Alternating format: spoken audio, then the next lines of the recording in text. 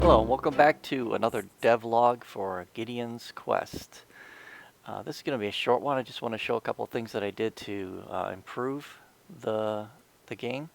So first of all, this water area here, when I first got this scene, this prefab water lake, it had a box collider that was not a trigger, and it was had static navigation. So it actually created a navigation mesh, and objects, characters, AI could walk on it. The dragon could land on it and walk on it. And that's obviously not what we want. We want to be able to use the full Melber's animal controller system where we can actually swim in the water. So I had to do a couple of things there. Basically, I took this navigation static off, rebuilt the navigation mesh so it's not included. And I came down here and made this a trigger instead of a regular collider, and also set these tag and layer to water, which were important for both the Melber's system, but also an underwater rendering system that I installed as well. Now, that was the other thing I did in the camera. I added this asset called the MS underwater effect. It's pretty easy to add, simply putting this script on the camera, and I did have to set a couple of things. I'm not sure what I had to set now I remember. Actually, I just changed this watercolor to make sure it matched this. I just used the eyedropper and picked an area so that it was a similar color. And and the water height here. To make sure it's the top of the water, and then this water tag, which I think default to respawn. This is a great asset though. I really like it. Okay, and with that done, then I can now run the scene, and I'll fly over to the area, and oh wait, I did do one more thing before I go further. I also did not want AI to spawn underwater in these underwater areas. And this is a texture here, which if we look at the Solink texture thing here, it's this layer shore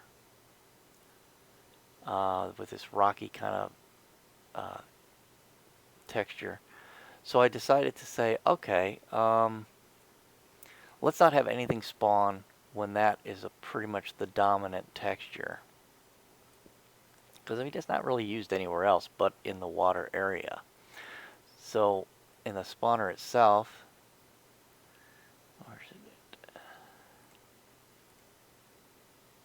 I changed and created a different biome. Before we just did the null biome, and I created one called land. And I select that layer shore texture and say exclude that if it's at 0.5 or greater. Generally speaking, it looks like it's really full on underneath the water, but I didn't see it being used anywhere else, so I thought, you know, let's just not spawn anywhere where it's like 0.5 or greater. And then I went and changed my spawn area to land instead of the null biome, so none of these things will now spawn anywhere in this area here. A couple other things I did as well. I changed the what was it? One sec. Trying to remember all the things I did.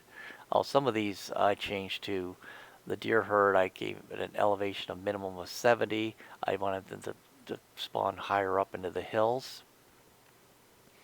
I also overrid the slope angle so they wouldn't be on steep slopes, so only from 0 to 20.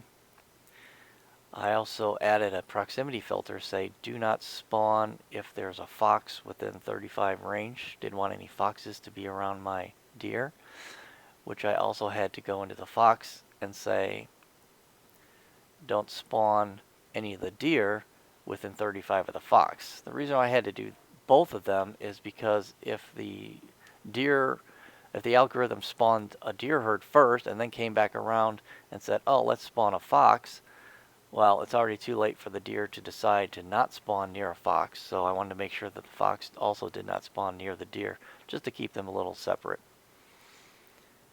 And with that, I'm going to go ahead and run this, and we'll fly over and do some swimming.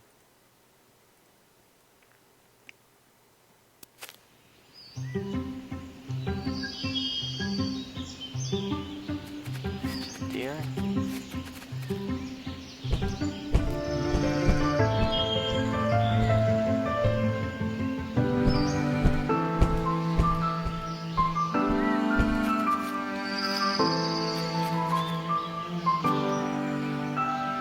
And there I'm swimming.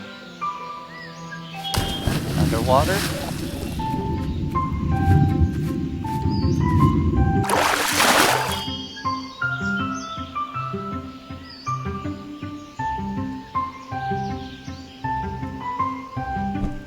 Flying again. Back into the water.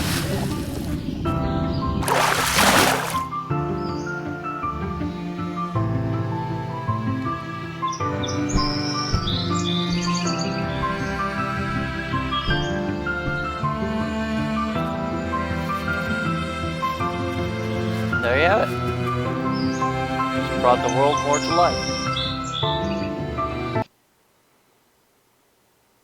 So that's it. So it took something that was really static and not really working for our environment, made sure we don't spawn anything in this water area, and now we can swim with underwater effects. All right, thanks for watching.